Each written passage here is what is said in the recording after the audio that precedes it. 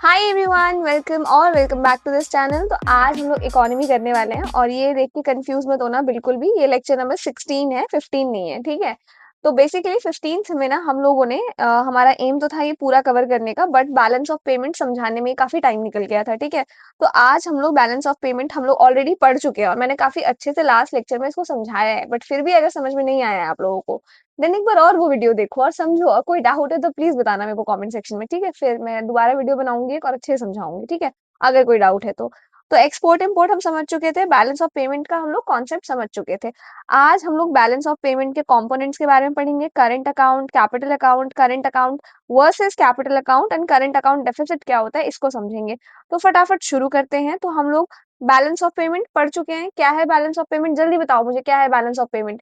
एक पेपर है, एक डॉक्यूमेंट है जिसके ऊपर जितने भी ट्रांजैक्शन इंडिया से बाहर किए जाते हैं इंडियन गवर्नमेंट द्वारा, जितने भी लोग इंडिया में है, जितने भी मैं हूँ, आप हो, कंपनी है, गवर्नमेंट है, जो भी इंडिया से बाहर ट्रांजैक्शन करते हैं या बाहर से इंडिया में ट्रांजैक्शन होता है, उन सभी चीजों को रिकॉर्ड किया जाता है। उसको कहते हैं हम लोग बैलेंस ऑफ पेमेंट। समझ में आ गया? कौन मेंटेन करता है इसको? आरबीआई। ये आपका प्री का क्वेश्चन है, ठीक है, पूछा जा सकता है।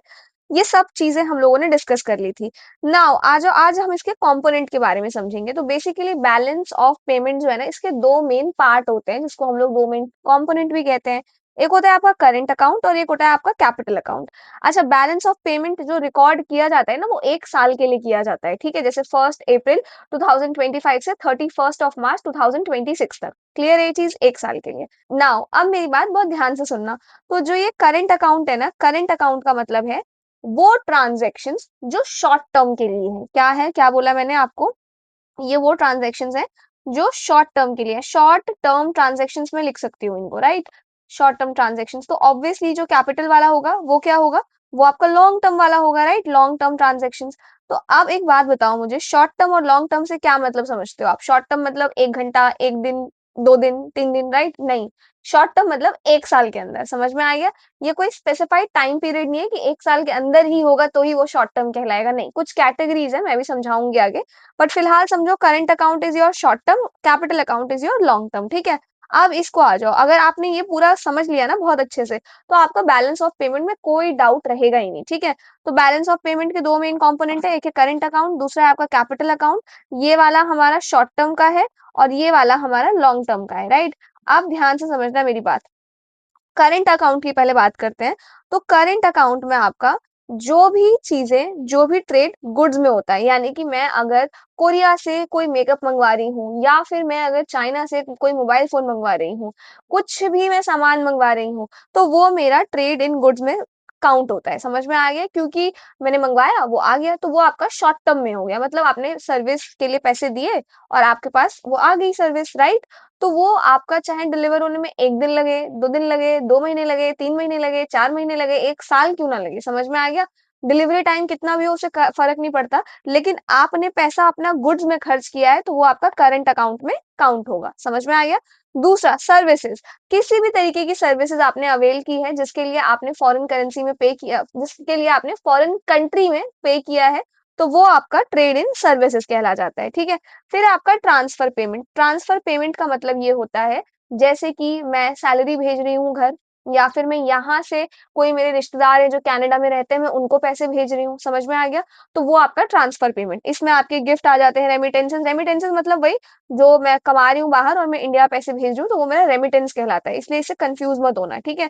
या कोई ग्रांट है किसी भी तरीके का, तो अगर तो मेरी जो ट्रांजेक्शन है वो इन तीनों ही कैटेगरीज में लाई कर रही है, तो वो करंट अकाउंट के अंदर आ जाएगा। समझ में आ गया क्या बोला मैंने? मेरा कोई भी ट्रांजैक्शन अगर इन तीन कैटेगरी में लाइक कर रहा है, तो वो मेरा करंट अकाउंट में आ जाएगा। ये चीज ध्यान रखना, ठीक है।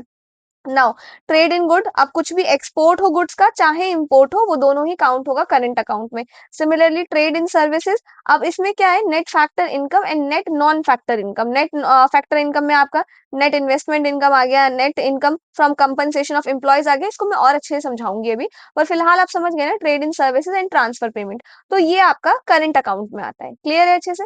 अब इधर आ जाओ कैपिटल अकाउंट। कैपिटल अकाउंट क्या होता है? जैसे आप पैसे जो है, या कोई भी कंपनी, गवर्नमेंट, आम इंसान कैसे कमाता है? या तो मेरी सैलरी आती है, राइट, या तो मेरा कोई बिजनेस होगा, या तो मेरे कोई इन्वेस्टमेंट होंगे, मैंने स्टॉक मार्केट में इन्वेस्ट किया होगा, मैंने बॉन्ड्स में किया होगा, मैंने इंडिया में मैं रह रही हूँ लेकिन हो सकता है मैंने दुबई की मार्केट में इन्वेस्ट किया हो, यूएसए की मार्केट में इन्वेस्ट किया हो, चाइना में इन्वेस्ट किया हो, वाइस वर्सा। कुछ फॉरेन से भी लोग होते हैं जो इंडिया में इन्वेस्ट करते हैं।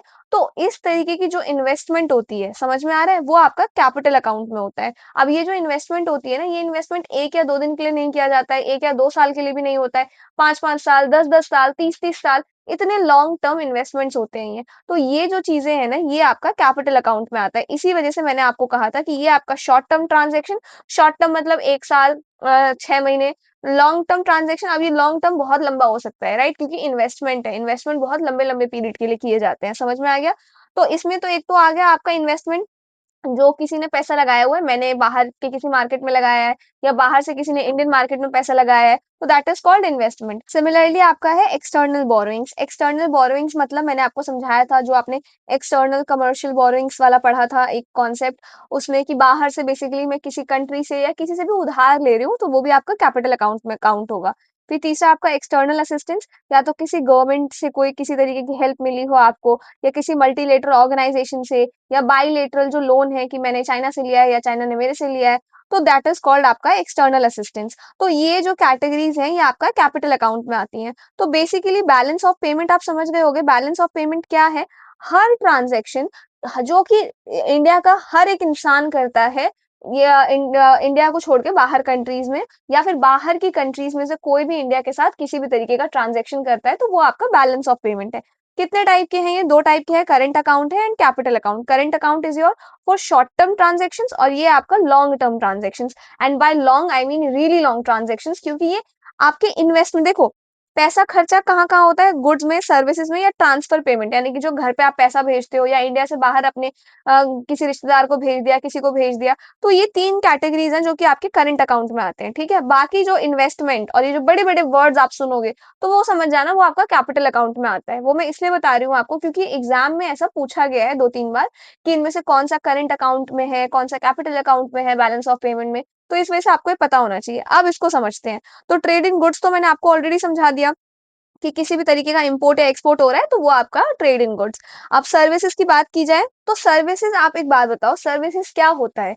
तो सर्विसेज बेसिकली कुछ भी हो सकता है। मैंने कोई आईटी सर्विसेज ली है, टूरिज्म हो गया, या बैंकिंग हो गया, या शिपिंग का हो गया, कुछ भी हो सकता है, समझ में आ गया? तो ये इसी सर्विस होता है। अब इसको ना 2 पार्ट्स में डिवाइड कर दिया, एक आपका नेट फैक्टर इनकम और एक आपका नेट नॉन फैक्टर इनकम, ठीक है?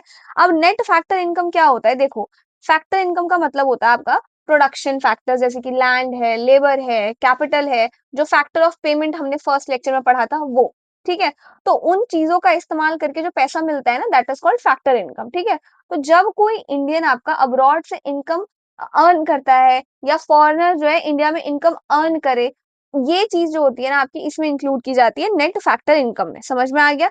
तो ये बेसिकली आपके कोई इंटरेस्ट हो सकता है, रेंट हो सकता है, सैलरी हो सकती है, प्रॉफिट हो सकता है, तो दैट इज इसमें इंक्लूडेड नेट फैक्टर इनकम में, ठीक है? अब दूसरा है आपका नेट नॉन फैक्टर इनकम। तो नॉन फैक्टर इनकम का मतलब होता है आपका ऐसे रिसीट्स कह लो या ऐसे पेमेंट कह लो, जिनमें प्रोडक्शन फैक्टर का कोई रोल नहीं है, यानी कि पैसा मिलता है बिना कोई काम किए या बिना कोई सर्विसेज दिए, ठीक है? जैसे कि आपके ट्रांसफर हो गए, टूरिज्म हो गया, या कुछ ऐसी चीजें, जैसे आप कोई सॉफ्टवेयर कुछ एक्सपोर्ट करा रहे हो, या कोई ऐसी चीजें ले रहे हो जो इनविजिबल है, जो दिखाई नहीं देती हैं, समझ में आ गया?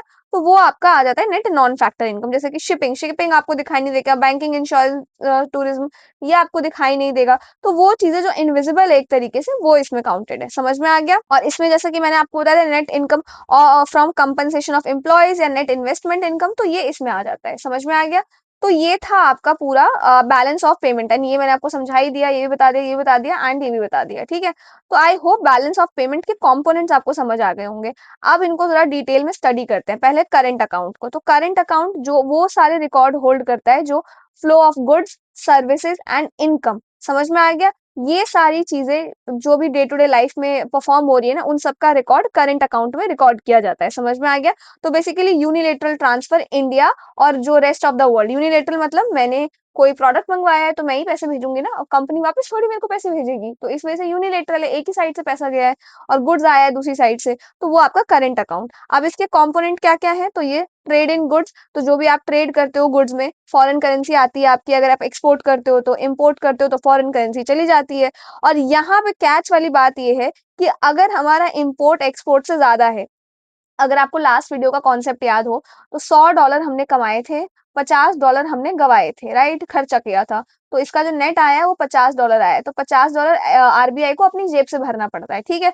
वही बात है, अगर मेरा इम्पोर्ट ज्यादा है, इम्पोर्ट ज्यादा यानी कि मेरा खर्चा ज्यादा है, मेरा इम्पोर्ट ज्यादा है मेरे एक्सपोर्ट से, मैं कमा कम रही हूँ और गवा ज्यादा रही हूँ, तो इस केस में क्या होगा, इस केस में होगा ये कि आरबीआई को अपनी जेब से पैसा भरना पड़ेगा, डॉलर्स। और आरबीआई के पास भी एक एग्जांपल लेते हैं कि पैसे नहीं है, डॉलर खत्म हो गए, तो आरबीआई किसके पास जाएगा, इंटरनेशनल बैंक्स के पास जाएगा, और वहां जाएगा, फिर वहां पे डॉलर की डिमांड बढ़ेगी तो डॉलर की वैल्यू जो है बढ़ जाएगी, समझ में आ गया। तो मार्केट पूरा डिसरप्ट हो जाएगा, इंडिया में इन्फ्लेशन आ जाएगा। तो इंपोर्ट की वैल्यू बढ़ने से ये सारी चीजें होती है, ठीक है। तो ये चीज ध्यान रखना। इसके बाद ट्रेड इन सर्विसेज, सर्विसेज जो है इनविजिबल्स होती है, जैसे कि आप आईटी सर्विस ले सकते हो, BPO, banking, tourism, transportation, consultancy वगैरह, कुछ भी, समझ में आ गया। तो ये भी आपका करंट अकाउंट में कैलकुलेट होता है। फिर आपका इनकम, तो इनकम बेसिकली किसी भी तरीके की इनकम हो सकती है, चाहे आप इंटरेस्ट हो, प्रॉफिट है, या डिविडेंड्स है, या कंपनसेशन आ रहा है किसी फॉरेन वर्कर को, वो ट्रांसफर पेमेंट, ट्रांसफर पेमेंट आपका जो रेमिटेंसेज एनआरआईज भेजते हैं, जैसे कि मैं कनाडा में काम कर रही हूँ, तो मैं अपने घर में जो पैसे भेजूंगी वो रेमिटेंस कहलाएगा, ठीक है। तो ये गिफ्ट हो सकता है, डोनेशन हो सकता है, पेंशन हो सकता है, ग्रांट हो सकता है, कुछ भी। क्लियर है ये चीज।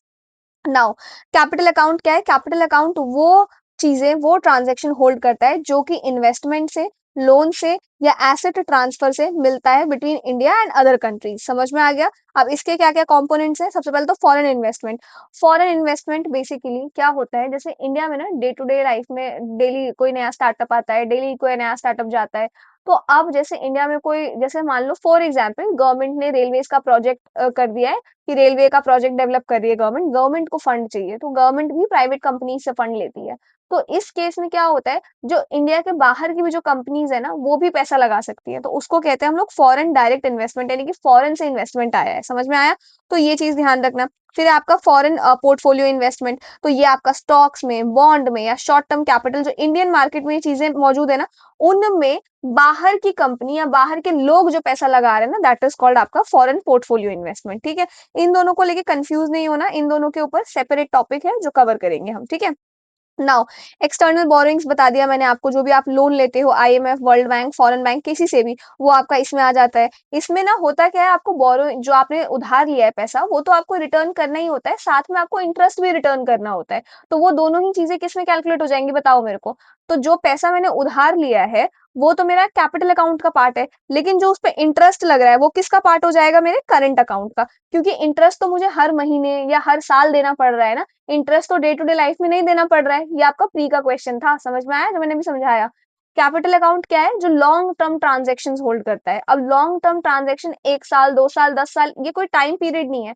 लॉन्ग टर्म में आपके इन्वेस्टमेंट्स आते हैं, समझ में आया। मेरा करंट अकाउंट क्या है, current account short time transaction है, जो एक ही बार आप लोगे या बार बार आप लोगे और वो खत्म हो जाएगा, right, short period of time के लिए है। तो करंट अकाउंट में अगर आप देखो, अगर मैंने आईएमएफ से लोन ले रखा है 10 लाख रुपए का, तो उस 10 लाख रुपए में मुझे हर महीने या हर 6 महीने में या हर 3 महीने में मुझे इंटरेस्ट देना पड़ेगा, हर बार, right, short period of time के लिए।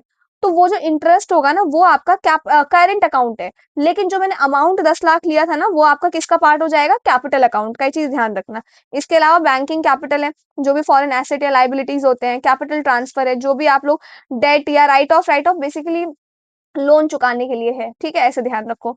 तो ये मेथड्स जो भी इंक्लूड होते हैं वो आपके कैपिटल अकाउंट में होते हैं। तो हमें इसका मतलब समझ में आ गया, इसका नेचर कैसा होता है, ये शॉर्ट टर्म का होता है, ये लॉन्ग टर्म का होता है। टाइप ऑफ फ्लो किस तरीके का होता है, कहाँ कौन से ट्रांजेक्शन करंट अकाउंट में रिकॉर्ड किए जाते हैं, गुड्स, सर्विसेज, इनकम और ट्रांसफर, और इसमें investment, loan and assets. Clear है ये चीज। इसके बाद इसका एग्जाम्पल एक्सपोर्ट, इम्पोर्ट, रेमिटेंस, और इसका हमने FDI, foreign direct investment, ECB, external commercial borrowings, FPI, foreign portfolio investment, NRI, जो नॉन रिलायबल इंडियंस बाहर से भेजते हैं पैसा, ठीक है।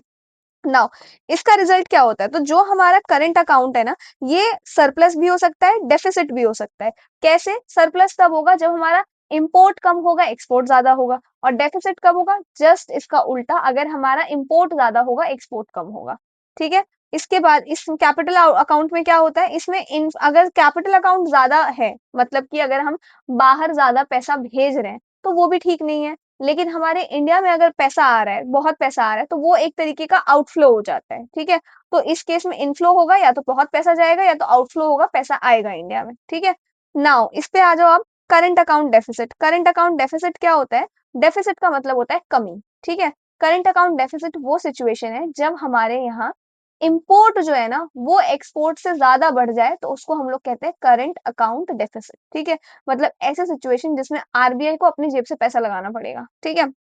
तो जब इंडिया जो है ना ज्यादा पैसा खर्च करती है फॉरेन करेंसी में, जितना वो अर्न करती है ना उससे ज्यादा, अर्न हमने सिर्फ $50 किए हैं, लेकिन खर्चा 100 डॉलर का है। इसको ऐसे समझो कि मेरी जो सैलरी है वो 10,000 रुपए है, लेकिन मेरा जो महीने का रेंट है, लेकिन मेरा जो महीने का खर्चा है, रेंट मिला लूं, मेरे खाने पे जो खर्चा हो रहा है, मेरे कपड़ों पे जो खर्चा हो रहा है, वो सब मिला के 15,000 रुपए है। तो अब 5,000 कहाँ से लूंगी? मम्मी पापा से मांगूंगी मैं? तो ये 5,000 मेरा कर्जा है, समझ में आ गया? तो इस तरीके का कुछ सिनेरियो आपका कहलाता है करंट अकाउंट डेफिसिट, ठीक है।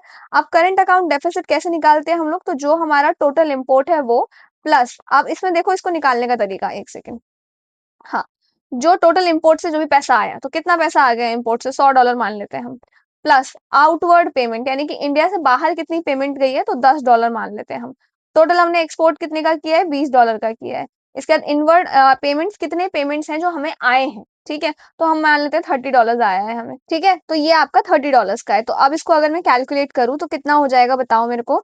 तो ये हो जाएगा $100, इसको करेंगे हम लोग, कितना आ जाएगा? -$50, -50 और ये -$40, ठीक है। तो ये टोटल आपका आ गया $60, ठीक है। तो ये हमारा करंट अकाउंट डेफिसिट है। अभी कंफ्यूज मत होना, देखो टोटल इम्पोर्ट जितना पैसा इंडिया से बाहर गया है, जितना पैसा, हाँ, इंडिया से बाहर गया है, खर्चा किया है, मैंने सामान मंगवाया है, राइट। तो यहाँ मैं खर्चा कर रही हूँ, तो $100 का खर्चा हो रहा है। आउटवर्ड पेमेंट इंडिया से बाहर, ये तो इम्पोर्ट गवर्नमेंट ने या कुछ किया होगा। आउटवर्ड पेमेंट इंडिया से बाहर किसी ने पैसे भेजे होंगे, कोई इंडिया में भी काम कर रहा होगा ना, कोई कनाडा का बंदा इंडिया में काम कर रहा है तो उसने अपने घर पैसे भेजे हैं, तो ये आउटवर्ड पेमेंट, ठीक है। टोटल एक्सपोर्ट, अब मैंने एक्सपोर्ट कितना कमाया है, जितना एक्सपोर्ट कितना किया है, कितना पैसा कमाया है वो, माइनस आपका इनवर्ड पेमेंट। इनवर्ड पेमेंट का मतलब क्या है? जो पैसा आपका इनकम मतलब इंडिया में आया है, ठीक है। तो ये आपका आ गया करंट अकाउंट डेफिसिट। और अगर ये बहुत ज्यादा कॉम्प्लिकेटेड है ना, ये है ना, मैंने किसी पीवाईक्यू में देखा था, इसलिए मैंने ये चीज इंक्लूड कर दी है। बट इसका सिंपलेस्ट फॉर्मूला मैं आपको बताती हूँ। तो CAD, अगर ये आपको याद ना रहे ऊपर वाला, तो टोटल आउटफ्लो, यानी कि जितना पैसा चला गया, जितना चला गया इम्पोर्ट का मिला के, सब कुछ मिला के, माइनस टोटल इनफ्लो।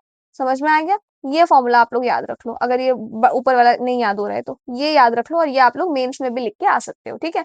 और एग्जाम्पल अपनी तरफ से दे देना कि let's assume outflow dollar is 100, outflow money is $100 and inflow is $50, तो नेट CAD कितना आ जाएगा? $50। तो इस तरीके का कुछ बना के आप लोग लिख के आ जाना, ठीक है। तो ये था इसका फॉर्मूला। अब कॉजेज क्या है करंट अकाउंट डेफिसिट के, यानी कि करंट अकाउंट डेफिसिट होने के वो क्या है? अभी ये मत पढ़ो, ठीक है। अभी मुझे खुद बताओ क्या, क्यों करंट अकाउंट डेफिसिट हो सकता है? तो सबसे पहला तो है कि मेरा इंपोर्ट ज्यादा हो जाएगा, राइट, कि इंपोर्ट मेरा जो है ना वो बहुत ज्यादा हो गया है एक्सपोर्ट से, मैंने चीजें बहुत मंगवा ली है। दूसरा क्या है? दूसरा ये है कि मैंने चीजें तो उतनी ही मंगवाई है जितनी मैंने पिछले साल मंगवाई थी, जब मेरा इंपोर्ट एक्सपोर्ट के बराबर था। जैसे मैंने मान लो 10 लीटर पेट्रोल मैंने मंगवाया था, तो वही था। लेकिन अब क्या हो रहा है, ग्लोबली ना इन्फ्लेशन आ गया है, तो पेट्रोल के दाम ना महंगे हो गए हैं, जिस वजह से मेरा जो इम्पोर्ट का पैसा है ना वो बड़ा बढ़ गया है एक्सपोर्ट से। समझ में आ गया? तो इन्फ्लेशन एक रीजन हो सकता है कि इन्फ्लेशन की वजह से हो गया है। दूसरा, तीसरा रीजन क्या हो सकता है? तीसरा रीजन ये हो सकता है कि जो इंडियंस बाहर कमा रहे थे और रेमिटेंसेस इंडिया में भेज रहे थे अपनी पेमेंट, वो इंडियंस अब कम हो गए, मतलब अब वो इंडिया में ही कमा रहे हैं, इंडिया से बाहर नहीं गए हैं कमाने के लिए। तो ये दो तीन फैक्टर्स हैं जिनके बेसिस पे आप ये बोल सकते हो कि जो हमारा करंट अकाउंट डेफिसिट है वो आ रहा है, ठीक है। तो कॉजेस क्या क्या है? हाई क्रूड ऑयल इंपोर्ट, तो ये आपका इन्फ्लेशन की कैटेगरी में आ गया कि महंगे हो गए हैं।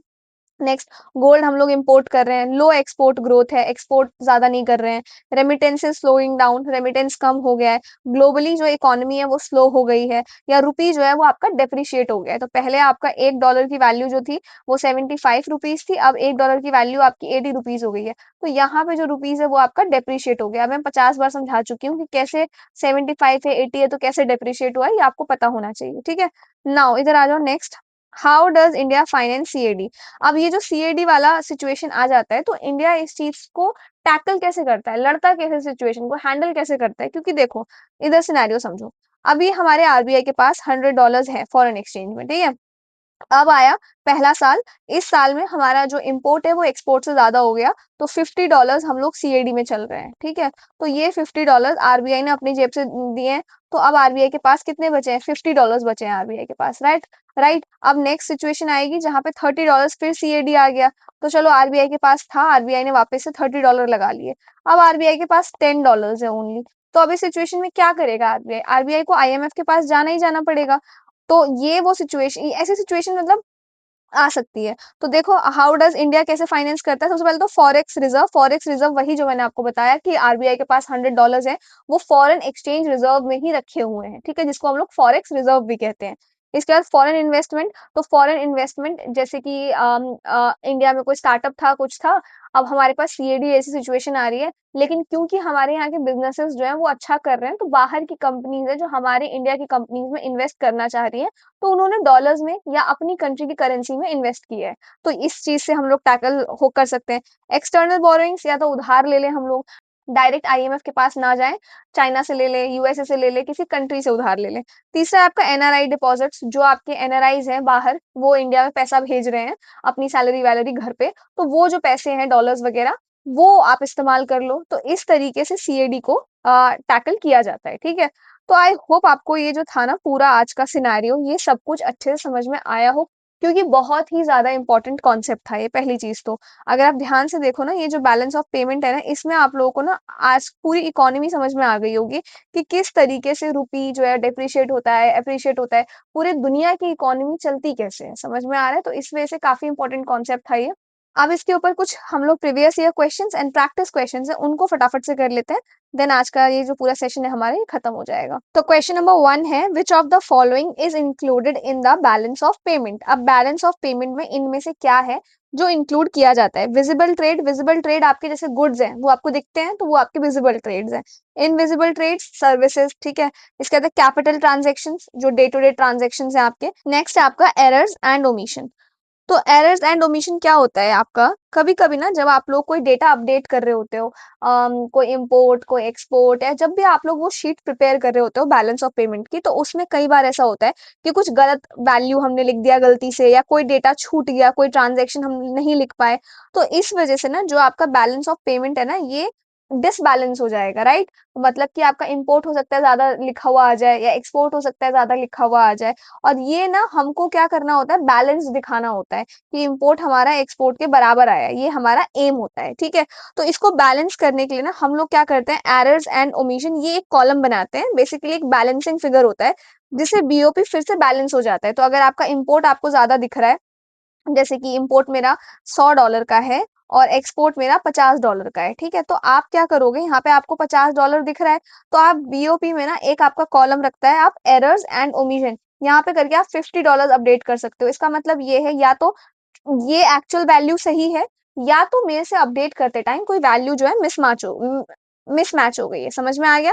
तो इस तरीके से आपका एरर्स एंड ओमिशन जो है ना, ये बनाया जाता है, ठीक है। तो बेसिकली ये ना जीरो आना चाहिए हमेशा, कि current export minus import zero आ रहा है। बट कभी अगर वैल्यू कुछ आ जाती है, तो वो हम एरर्स एंड ओमिशन मान लेते हैं, बस पेपर पे लिखने के लिए, ठीक है, उल्लू बनाने के लिए बेसिकली। तो ये है आपका बैलेंस ऑफ पेमेंट, ये है आपका एरर्स एंड ओमिशन। तो ये चारों ही चीजें जो है इंक्लूड की जाती है। तो ऑप्शन नंबर डी। देखो, कंफ्यूजिंग हो गया, मैं समझ रही हूँ, मैं दोबारा बताती हूँ। देखो, होता क्या है, बैलेंस ऑफ पेमेंट एक ट्रांजैक्शन रिकॉर्ड है, ठीक है। अब हर कंट्री को ना दिखाना होता है अपने पे ऑन पेपर कि हमारा जो नेट आया है ना, ये बैलेंस ऑफ पेमेंट, ये जीरो आया है। तो जीरो आने का मतलब क्या है, अगर तो एक्सपोर्ट ज्यादा आ रहा है, तो यानी कि मैंने बढ़िया पैसे कमाए हैं, तो मेरा बैलेंस ऑफ पेमेंट ठीक है, अगर मेरा एक्सपोर्ट ज्यादा है तो। लेकिन अगर मेरा इम्पोर्ट ज्यादा है, तो उस केस में कई बार ऐसा होता है कि मेरे से हो सकता है कोई गलती हो गई हो, कोई ट्रांजेक्शन छूट गया हो जेन्युइनली, ठीक है। और कई बार ऐसा होता है कि एक्चुअली में मेरा इम्पोर्ट ज्यादा है, तो मुझे ऑन पेपर पे ना उसको बैलेंस दिखाना होता है कि बैलेंस ही है, मेरा इम्पोर्ट और एक्सपोर्ट बराबर है मेरा, समझ में आ रहा है? तो इस चलते हम लोग बेसिकली बेवकूफ बनाने के लिए हम लोग एरर्स एंड ओमिशन का यूज करते हैं पेपर पे दिखाने के लिए कि बैलेंस्ड है हमारा इम्पोर्ट एंड एक्सपोर्ट, ठीक है। तो ये fourth D option. Next, balance of payment of a country includes which of the following, क्या क्या इंक्लूड होता है?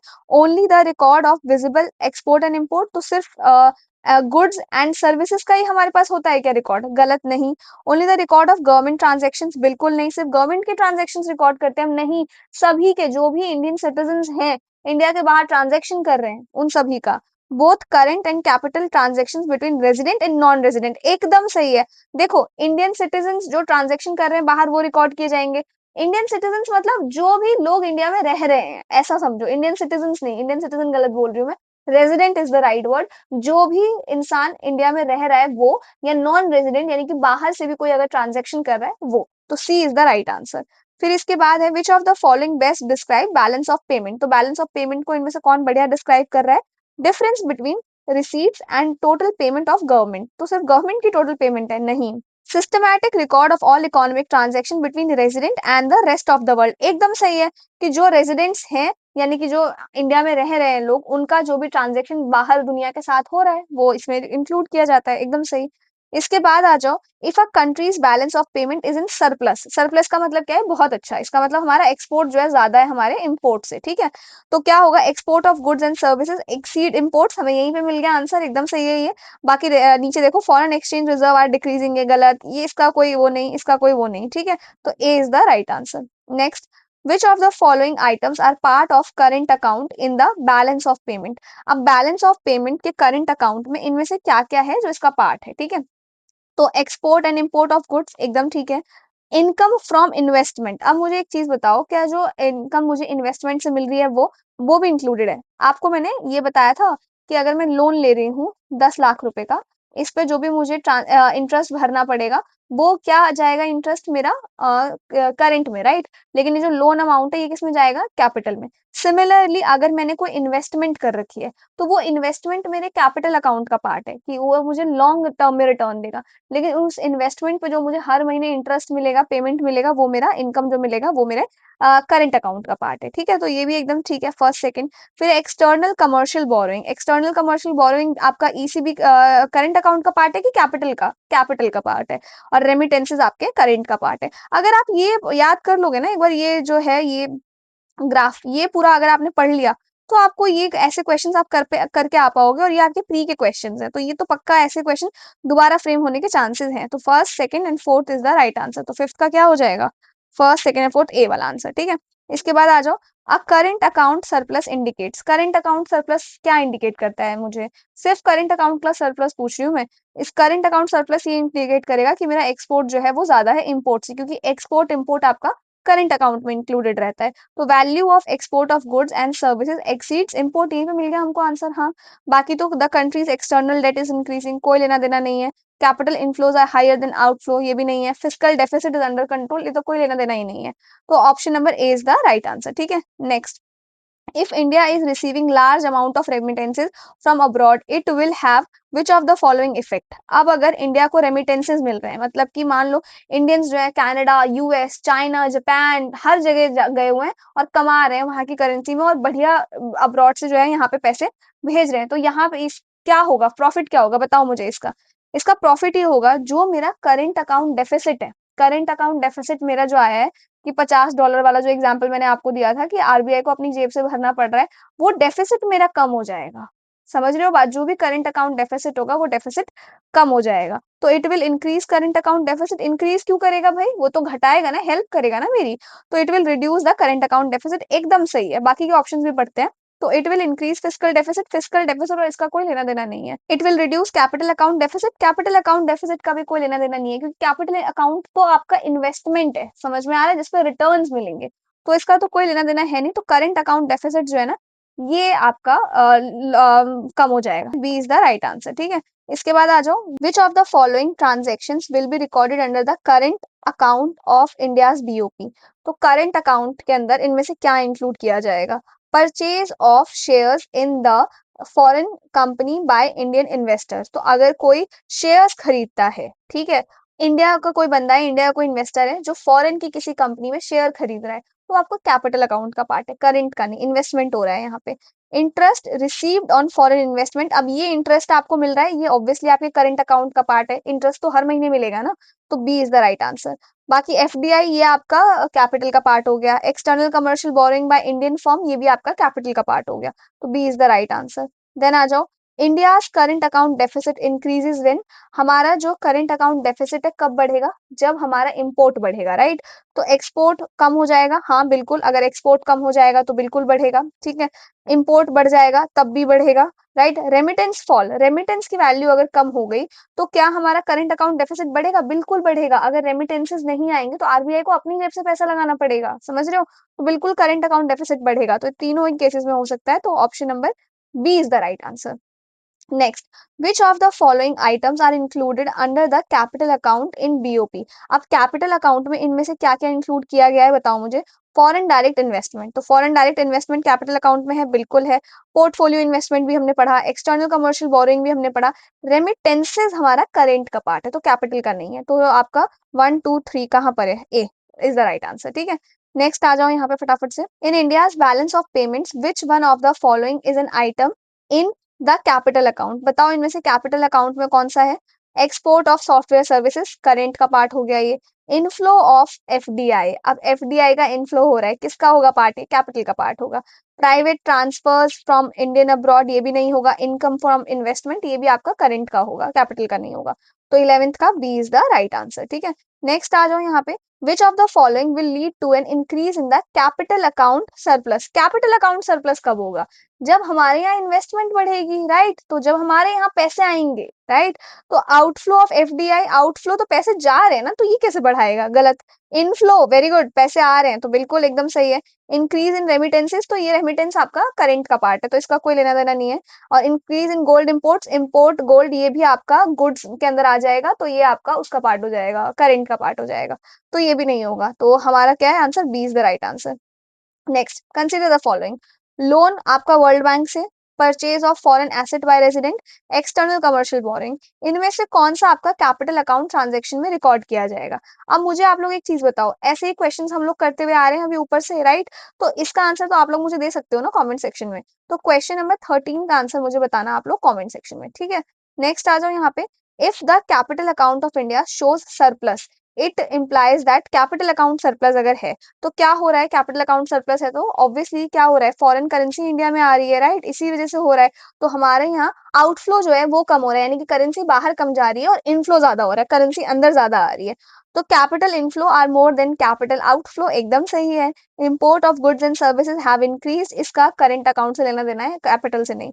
The countries foreign exchange reserve are falling, इसका इससे कोई लेना देना नहीं है। There is a current account surplus, इसका भी कोई लेना देना नहीं है, तो option number A is the right answer. Next आ जाओ, a capital account deficit means, capital account deficit क्या कहलाएगा, तो आपने अभी क्या पढ़ा, इधर देखो, बैलेंस ऑफ पेमेंट आप लोगों ने पढ़ा, इसमें आप लोगों ने करंट अकाउंट वाला पढ़ा, एक एक कैपिटल वाला पढ़ा। तो करंट अकाउंट आप अभी तक पढ़ते आ रहे हो, क्या पढ़ा है आपने कि इंपोर्ट जब हमारा एक्सपोर्ट से ज्यादा जाएगा तो वो करंट अकाउंट डेफिसिट हो जाएगा। कैपिटल अकाउंट डेफिसिट क्या होगा, जब फॉरेन करेंसी यानी कि बाहर से पैसे जो अंदर आ रहे हैं, इनफ्लो जो हो रहा है, वो हमारा कम होगा, और आउटफ्लो यानी कि पैसे जो है इंडिया से बाहर ज्यादा जाएंगे, तो इस केस में हमारा क्या कहलाएगा, ये इस केस में हमारा कहलाएगा कैपिटल अकाउंट डेफिसिट, समझ में आ गया, ये चीज ध्यान रखना, ये दोनों सिनेरियोस ध्यान रखना, तो आपको बीओपी पूरा क्लियर है एकदम। तो क्या है capital account deficit means capital inflow are greater than outflow, गलत है, इनफ्लो थोड़ी ग्रेटर है, इनफ्लो तो कम है, outflow is greater than inflow, तो मिल गया ये capital outflow are greater than inflow, तो option number B is the right answer, ठीक है। इसके बाद आ जाओ, नेक्स्ट हमारे पास है, when a country experiences both current account deficit and capital account deficit, then अगर एक देश में करंट अकाउंट डेफिसिट भी है एंड कैपिटल अकाउंट डेफिसिट भी है, तो इस केस में होगा ये, जो भी हमारी फॉरेन करेंसी है वो एकदम है ही नहीं, आरबीआई के पास कोई फॉरेन करेंसी नहीं है, तो जो भी हमारा फॉरेक्स रिजर्व है ना, वो बहुत बुरी तरीके से घट जाएगा, समझ में आ रहा है। तो it's foreign exchange reserve will increase, increase कैसे होगा, पैसे थोड़ी आ रहे हैं, पैसे तो जा रहे हैं ना, तो it's foreign currency exchange reserve will decline, तो B is the right answer, ठीक है। डिक्लाइन हो जाएगा। The overall balance of payment will be in surplus, ये तो गलत है, सरप्लस में कैसे होगा? इट विल एक्सपीरियंस डिफ्लेशन, तो नहीं, तो ऑप्शन नंबर हमारा बी जो है वो राइट हो जाएगा। ठीक है, हमारा जो फॉरेन एक्सचेंज रिजर्व होगा ना वही घट जाएगा। ठीक है, इसके बाद आ जाओ, नेक्स्ट क्वेश्चन है, with reference to balance of payment which of the following constitutes the current account. Current account में ये भी बता सकते हो यार आप लोग मुझे, ये पीवाई क्यू है, ठीक है, ये प्रीवियस ईयर क्वेश्चन है। तो question number 13 and question number 17 comment section में बताना मुझे।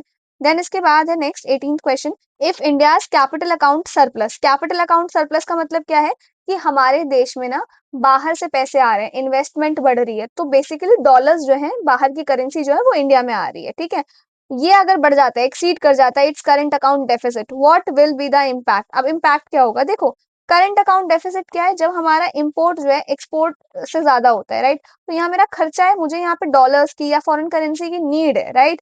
तो यहाँ पे मुझे रिजर्व्स चाहिए, डॉलर्स चाहिए, मेरे फॉरेन एक्सचेंज रिजर्व मुझे चाहिए। और कैपिटल अकाउंट सरप्लस हो रहा है यानी कि मेरे पास फॉरेन एक्सचेंज में भरने के लिए पैसे आ रहे हैं, रिजर्व्स आ रहे हैं, डॉलर्स आ रहे हैं, राइट? तो ये तो अच्छी बात है ना, तो रिजर्व मेरे क्या होंगे? बढ़ेंगे, जो मेरे फॉरेन एक्सचेंज रिजर्व्स होंगे। तो A is the right answer. Next, which of the following situations leads to an improvement in the BOP position of a country? तो बैलेंस ऑफ पेमेंट वाली सिचुएशन जो है कब अच्छी होती है, अच्छी मानी जाती है? तो जब हमारे एक्सपोर्ट्स बढ़ते हैं, हमारे पास पैसे आ रहे हैं, हम पैसे कमा रहे हैं, increase in FDI inflow, obviously पैसे आ रहे हैं, इन्वेस्टमेंट आ रहा है, कैपिटल अकाउंट बढ़ रहा है हमारा, डिक्रीज इन इम्पोर्ट्स, इम्पोर्ट्स कम हो रहे, तो तीनों ही राइट आंसर है ये तो। ठीक है, तो इसका हो जाएगा आपका कौन सा, सी वाला is the right answer. Next, the balance of payment of a country is a systematic record of, come on, इसका आंसर मुझे बताना आप लोग कमेंट सेक्शन में। ये आपका पीवाई क्यू है, बहुत इंपॉर्टेंट है, ये याद रखना, प्रीवियस ईयर क्वेश्चन है ये वाला 20th। तो आपका 13th 17th एंड 20th रहा आपके भरोसे, आपको मुझे कमेंट सेक्शन में बताना है। ठीक है, अब एक चीज देखो, हमने बैलेंस ऑफ पेमेंट समझ लिया, हमने उसके ऊपर क्वेश्चंस प्रैक्टिस कर लिए, आई होप आप लोगों को समझ में आया हो बहुत अच्छे से। अब इसके बाद जो नेक्स्ट टॉपिक है हमारा, उसमें हम लोग करेंगे फॉरेन एक्सचेंज रिजर्व को अच्छे से कवर। ठीक है, तो आई होप आज का सेशन आपको समझ में आया हो। बाकी ये नोट्स अगर आपको परचेज करने हैं तो डिस्क्रिप्शन में इसको परचेज करने का लिंक आपको मिल जाएगा। कैसा लगा सेशन ही बताना मेरे को, एंड कोई डाउट है then do let me know in the comment section, and I will see you in the next video.